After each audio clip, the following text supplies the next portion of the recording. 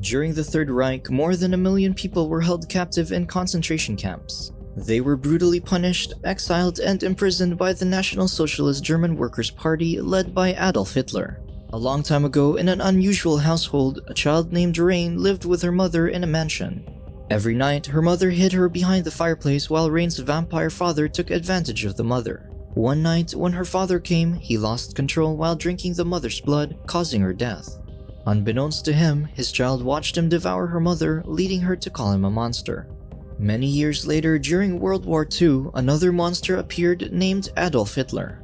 The National Socialists surround the railway trains that carry people into concentration camps where they are confined and abused.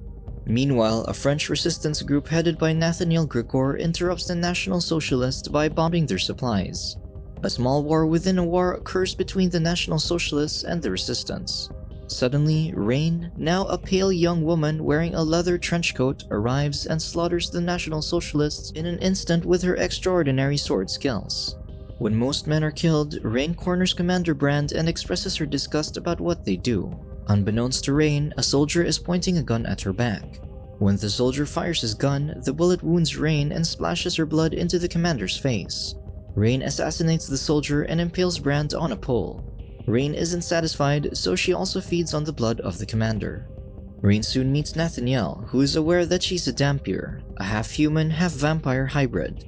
The resistance group mainly corners the railways to gather weapons and ammunition. However, after discovering that the trains contain people instead, Rayne and the resistance decide to team up and fight against the National Socialists. They let the people escape before a new batch of National Socialists arrived.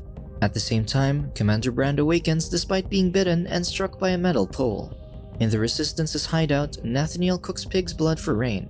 Seeing that Rayne is getting impatiently hungry, Nathaniel tells jokes to lighten the mood. But no one seems interested in his jokes that even Vasil, his friend, walks out on him. Rayne questions their operations, seeing that they cannot help stop the war by just targeting the trains.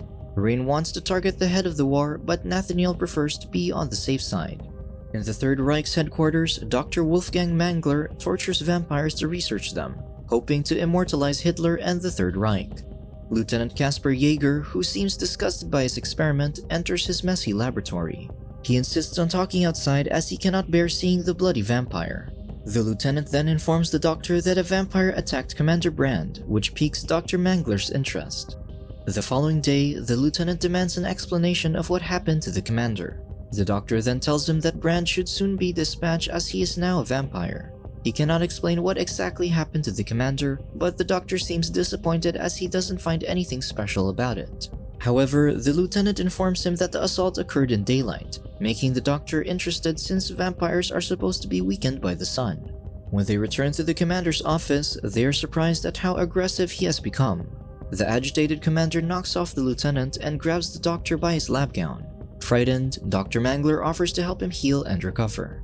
At the same time, Rayne heads into a brothel for a massage. She sneaks through door to door as if she's hiding from someone.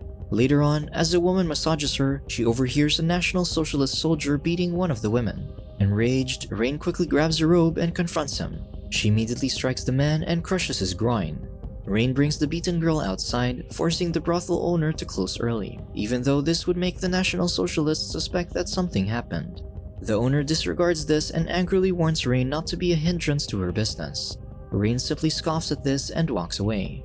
As Rayne is about to leave, an unclothed woman stops her and offers a massage as a gift for saving the beaten woman. Svetlana, one of the other ladies, smiles mischievously behind the door before leaving the brothel. Svetlana heads to Commander Brand's office to negotiate a deal. The doctor is doubtful of her, but she insists that her news is worth the price. She senses that Rayne is extraordinary by the way she defeated the soldier in the brothel. In return for informing them where Rayne is, Svetlana wants to run the brothel she works at since she despises the current owner. Inside the office, Svetlana meets the commander. She informs him about Rayne's whereabouts, but Brand flirts with her before he bites her neck. Back at the brothel, the National Socialist soldiers arrive to get Rayne. She effortlessly slays the soldiers with her sword. However, when she gets into the brothel's deck, she is surprised to see more of them, including the commander himself.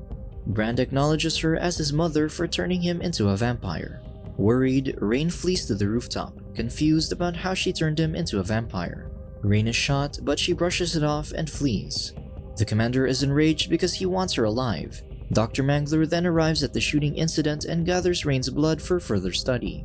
Later that day, the doctor continues working on his research by observing Svetlana inside the cage. He throws holy water on her hands and notes that Svetlana inherited a weaker version of the commander's immunity to the sacred water. Svetlana seduces the doctor into going inside the cage where she attacks him. The doctor pours his remaining holy water on her, causing Svetlana to back off. With enough knowledge about the vampires, the doctor uses a stake to stab her, which turns the vampire into ashes. Worried, Rayne reunites with Nathaniel and requests grenades and dynamite from him, but he refuses. Rayne theorizes that her blood has mixed into the commander's blood, turning him into a vampire. She insists on confronting the National Socialists alone as she feels responsible for making Commander Brand stronger. However, Nathaniel convinces her to calm down and work as a team instead. Rayne isn't confident as it may only lead the team to die, but Nathaniel insists that it is a risk they have to take. Vasil then informs Nathaniel that Magda is ready for their plans. Inside a local pub, Magda Markovich meets up with a high-ranking soldier and his assistant. The assistant inspects her clothing and finds no weapon beneath it. Magda proceeds to seduce the high-ranking soldier by sitting on his lap and talking to him enticingly. As the three drink, Magda grabs the gun under the table and immediately shoots the soldier's head. Rayne and the rest of the resistance group enter the pub. As planned, they corner the assistant to crack a code they're using to communicate. A little while later, Rayne heads out of the pub, believing that everything is under control. But when she walks into an alley, two vampires attack her with swords just like hers. Still, Rayne knocks them down. That night, Rayne has a nightmare about confronting Hitler, who has turned into a vampire due to her blood. Hitler then bites her to get more of her blood. She wakes up screaming after seeing her fears manifest in her dreams. At the same time, Commander Brand heads into the lieutenant's house to turn him into a vampire. Brand is making an army of vampires, and he believes that the tracking ability of the lieutenant would be an asset. Learning his motives, the lieutenant takes a gun in resistance. However, the commander restrains him and bites his neck. The lieutenant slowly shows symptoms of becoming a vampire. With no time left, Commander Brand lets the lieutenant sniff Rayne's blood to track her down alive. On the other hand, Nathaniel finds where Rayne lives. Suddenly, Lieutenant Jaeger arrives and blames Rayne for his transition. Rayne attacks him in response. The lieutenant heads towards Nathaniel, but Rayne grabs him and throws him off. Vasil takes this opportunity to hit him on his head, wounding the lieutenant. Rayne then corners the wounded vampire, who reveals that Brand has Magda and plans to bring her into Berlin. Knowing that his colleague is in danger, Nathaniel bursts into madness. He believes they're losing now that the commander has an army of capable people, including Magda. Rayne then stabs the lieutenant in their weak spot, turning him into ashes. Meanwhile, the commander holds Magda hostage. He wants her to be part of his army as she's the most excellent code breaker. Thus, he bites her neck, just like how he did to the lieutenant. That night, Rayne and the remaining resistance prepare to get Magda before the National Socialists bring her to Berlin. As Rayne sharpens her swords, she contemplates how vampires slowly conquer the world. This worries her as more and more innocent people are put in danger. The following day, the resistance arrives at the train station going to Berlin, but to their surprise, there's no train at all. They quickly get into the building and find Magda tied up instead. When Vasil comes near her, Magda has already turned into a vampire, forcing Rayne to finish her. The resistance further inspects the place as they find it suspicious. Suddenly, an army of vampires emerges and attacks them. Unfortunately, there are too many of them compared to the remaining resistance. The commander then stabs Rayne at the back and shoots all of them. The National Socialists tie up Rayne, but the commander spares Nathaniel as he finds him useful in his army as well. Back at the commander's headquarters, he takes Nathaniel as a prisoner while Rayne is hanged upside down. The doctor drains all her blood, believing it could make everyone stronger. Commander Brand then appears and strikes her head before feeding on her blood.